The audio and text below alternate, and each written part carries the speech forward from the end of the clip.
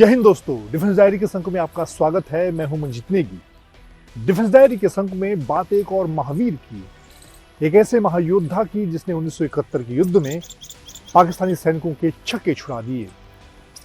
उसकी वीरता पर कई फिल्में बनी और इस महावीर को महावीर चक्र से सम्मानित किया गया।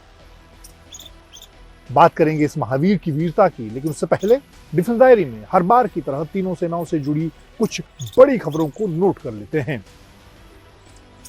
भारतीय सेनाएं न सिर्फ सरहद पर बल्कि देश के अंदर भी दुश्मन की चुनौती से निपटने की तैयारी में जुटी हुई हैं। सरहद से लेकर सरहद के अंदर अलग अलग मोर्चों पर तीनों सेनाएं चीन की बढ़ती चुनौती से निपटने में जुटी हुई। बात चाहे साइबर वॉर की करें, बलून से घुसपैठ या खुफिया जानकारी जुटाने की बात करें, दोनों ही मोर्चों पर तैयारी की जा रही है। पहली खबर सेना से जुड़ी हुई।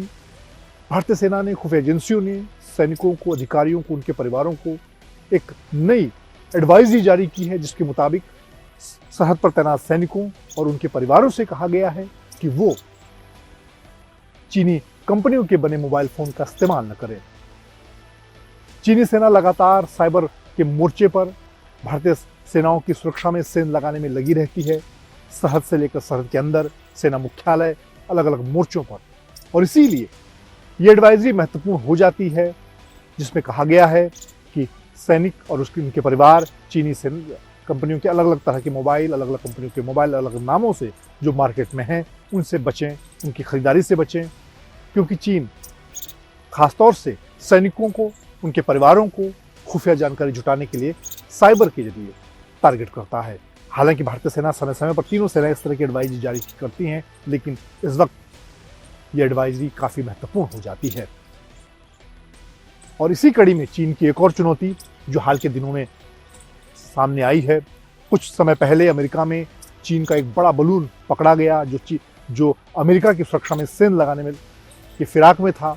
इसी तरह की घटना कुछ समय पहले भारत में अंडमान में हुई, जहां पर एक चीनी बलून नजर आया था। और अब तीनों सेनाएं इस नए खतरे से निपटने की नई रणनीति बना रही हैं। उस पर इस वक्त सेना मुख्यालय में चर्चा चल रही है, किस तरह से इस खतरे से निपटा जाए। अंतर्राष्ट्रीय मानक इस खतरे को लेकर क्या कहते हैं, और अगर इस तरह का बलून भारतीय सरहद में नजर आता है तो उसके लिए नई रडार लगाई जाए। इसके साथ ही उसे मार गिराने या किस तरह से उसका मुकाबला किया जाए, उसको लेकर भारतीय वायुसेना, सेना, नौसेना मिलकर एक साझा रणनीति पर काम कर रही हैं। क्योंकि आने वाले दिनों में चीन की ये नई चुनौती, बलून भेजकर खुफिया जानकारी जुटाने की या उसका इस्तेमाल किसी मिलिट्री ऑपरेशन के लिए करने की घटनाएं बढ़ सकती हैं, उसकी आशंका लगातार जताई जा रही है। और इसीलिए अब इस पर एक साझा रणनीति पर काम किया जा रहा है। जल्द ही इसको लेकर एक पॉलिसी बनाई जाएगी कि किस तरह से इस खतरे से, इस नए खतरे से निपटा जाए। एक और बड़ी खबर की बात कर लेते हैं। रक्षा मंत्री राजनाथ सिंह ने नौसेना की तैयारियों का जायजा लिया, लेकिन यह जायजा जमीन पर नहीं बल्कि समुद्री मोर्चे पर देश के पहले स्वदेशी विमान वाहक युद्धपोत आईएनएस विक्रांत के ऊपर लिया गया।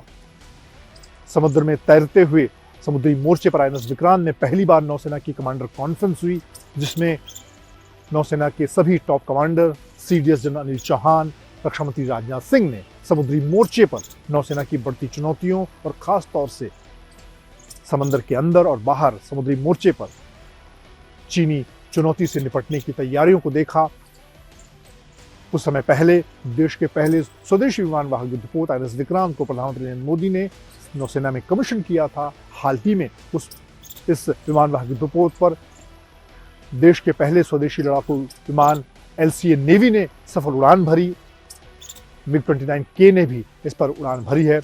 और इस दौरान जब रक्षा मंत्री सीडीएस कमांडर कॉन्फ्रेंस के दौरान आईएनएस विक्रांत पर मौजूद थे, आईएनएस विक्रांत ने अपनी मारक क्षमता, मिसाइल फायरिंग और सभी तरह की मारक क्षमता का भी प्रदर्शन करके दिखाया कि अब आईएनएस विक्रांत समुद्री मोर्चे पर देश की सुरक्षा के लिए पूरी तरह से तैयार है। नौसेना प्रमुख एडमिरल हरि कुमार ने नौसेना की चुनौतियों और नौसेना की मारक क्षमता को देश के सामने रखा। डिफेंस डायरी में बात एक और महावीर की, एक महायोद्धा की, जिसने 1971 की जंग में बड़ी संख्या में पाकिस्तानी सैनिकों को पीछे धकेलने में मजबूर कर दिया, उनके टैंकों को पीछे खदेड़ने में कामयाबी हासिल की। इस महावीर को उसकी वीरता के लिए महावीर चक्र से सम्मानित किया गया। इस महावीर पर कई फिल्में बनी।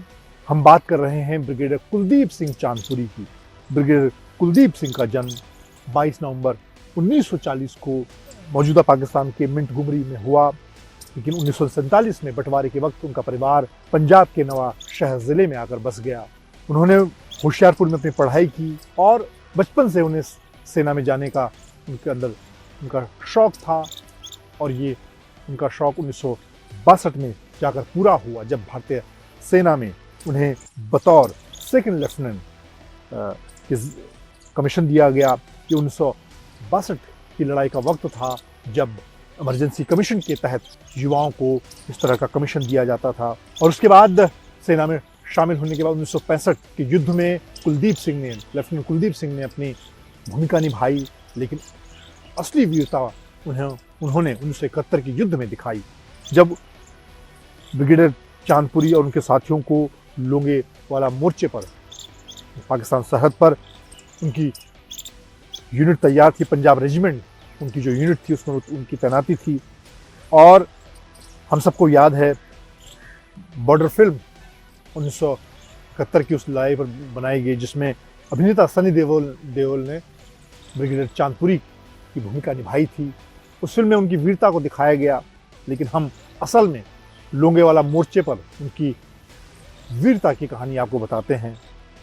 1971 की 3 दिसंबर की ये बात है, जब शाम को लड़ाई लगातार आगे बढ़ रही थी। पाकिस्तान के करीब 60 टैंक इस इलाके में तैनात थे और करीब 3000 सैनिक उन टैंकों के साथ मौजूद थे, और उन्होंने रात के वक्त करीब आधी रात को लोंगेवाला में घेरा डाल दिया।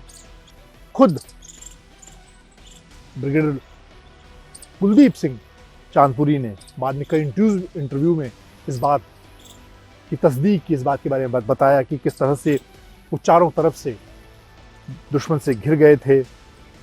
करीब 40 से 50 टैंकों ने पूरे इलाके को घेर रखा था।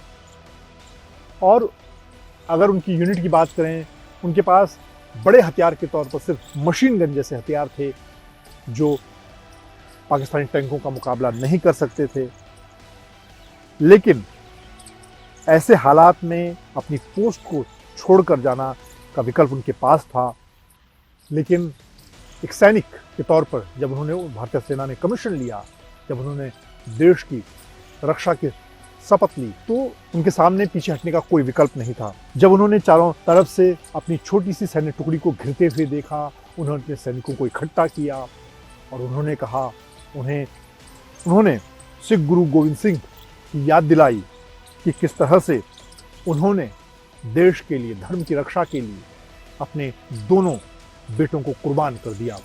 उन्होंने कहा कि अगर हम युद्ध छोड़कर भागेंगे तो ये लड़ाई, ये फैसला हमारे पर होगा, लेकिन ये कलंक हमारी सिख कौम पर होगा जिस रेजिमेंट से हम आते हैं, क्योंकि नाम नमक निशान के लिए हर सैनिक अपने जान की बाजी लगाता है, अपने प्राण देश पर न्यौछावर कर देता है। और ऐसे में उनके करीब 120 जवानों के अंदर जोश भर गया। उन्होंने कहा कि हम यहाँ से पीछे नहीं हटेंगे, पोस्ट को खाली नहीं करेंगे, चाहे हमारे प्राण चले जाएं। उनके इस जोशीले भाषण से उनके 120 सैनिकों के अंदर जोश भर गया और 120 सैनिक पाकिस्तान के 40 से 50 टैंक और 3000 से ज़्यादा सैनिकों पर भारी पड़ गए। घमासान लड़ाई के बीच उनके सैनिक मशीन गनों के साथ दुश्मन पर टूट पड़े। एक के बाद एक पाकिस्तान के कई टैंकों को नेस्त नाबूद कर दिया गया। एक तरह से कहा जाता है कि लोंगेवाला में पाकिस्तानी टैंकों की कब्रगाह बनी। वहाँ पर युद्ध के बाद एक लोंगेवाला स्मारक बनाया गया, जहाँ पर आज भी पाकिस्तानी टैंक मौजूद हैं। और इस तरह से गुरु गोविंद सिंह को याद करते हुए पंजाब रेजिमेंट के इन जवानों ने ब्रिगेडियर कुलदीप सिंह चांदपुरी के नेतृत्व में ऐसा अनोखा कारनामा कर दिखाया जो दुनिया भर के युद्ध के इतिहास में पहले कभी नहीं हुआ। आखिरकार पाकिस्तानी टैंकों को भारी नुकसान पहुंचाया गया। पाकिस्तानी टैंकों को पीछे हटने पर मजबूर होना पड़ा, पाकिस्तानी सैनिक पीछे भागने पर मजबूर हुए और लोंगेवाला जैसी अहम पोस्ट को भारतीय सैनिक बचाने में कामयाब हुए। कहा जाता है कि उस वक्त अगर इस पोस्ट पर पाकिस्तानी सैनिक कब्जा कर लेते तो पंजाब के आगे कई बड़े इलाकों में पाकिस्तानी सेना घुसने में कामयाब हो जाती। और इसीलिए ब्रिगेडियर कुलदीप सिंह चांदपुरी ने सैन्य इतिहास में एक बड़ा कारनामा किया, वीरता का एक नया इतिहास लिखा। उनकी इस वीरता के लिए उन्हें महावीर चक्र से सम्मानित किया गया। 1971 के बाद भी ब्रिगेडियर कुलदीप सिंह चांदपुरी सेना में रहे और उनकी वीरता पर प्रसिद्ध बॉर्डर फिल्म बनी। साल 2018 में उनका देहांत हुआ। डिफेंस डायरी में आज हमने बात की ब्रिगेडियर कुलदीप सिंह चांदपुरी की, जिन्होंने 1971 की लड़ाई में अपने से संख्या में कई गुना ज्यादा सैनिक और टैंकों पर जीत हासिल की। अगले अंक में बात एक और महावीर की। जय हिंद।